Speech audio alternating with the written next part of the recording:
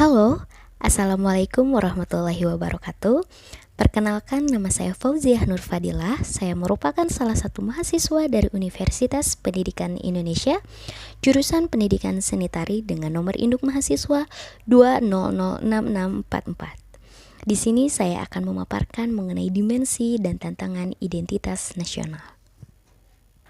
Lalu, identitas nasional itu apa ya? Identitas nasional adalah kepribadian nasional atau jati diri nasional yang dimiliki suatu bangsa yang membedakan bangsa satu dengan bangsa yang lainnya. Identitas nasional dalam konteks bangsa cenderung mengacu pada kebudayaan, adat istiadat, serta karakter khas suatu negara.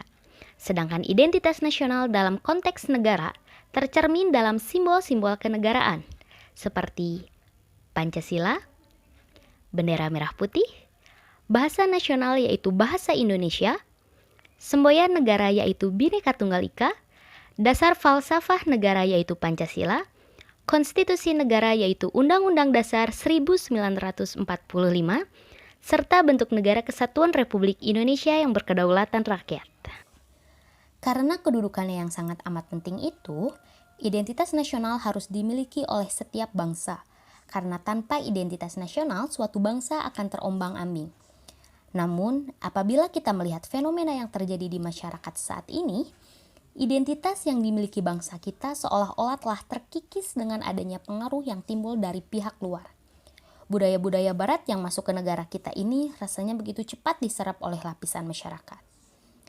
Masyarakat lebih mudah mengambil budaya-budaya barat yang tidak sesuai dengan corak ketimuran, yang pada dasarnya masih menjunjung tinggi nilai moral dan etika.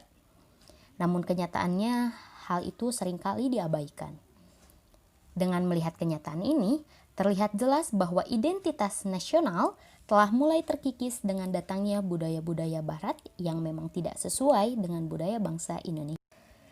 Disadari bahwa rendahnya pemahaman dan menurunnya kesadaran warga negara dalam bersikap dan berperilaku menggunakan nilai-nilai Pancasila dalam kehidupan berbangsa dan bernegara, khususnya pada era reformasi bagaikan berada dalam tahapan disintegrasi karena tidak ada nilai-nilai yang menjadi pegangan bersama. Oleh karena itu, perlu adanya pendukung dalam meningkatkan kesadaran terhadap nilai-nilai luhur yang dapat dijadikan pegangan dalam bermasyarakat. Memahami dan mengerti nilai-nilai Pancasila sejak dini dalam kehidupan sekolah sangat membantu dalam meningkatkan kesadaran dalam mewujudkan nilai-nilai Pancasila.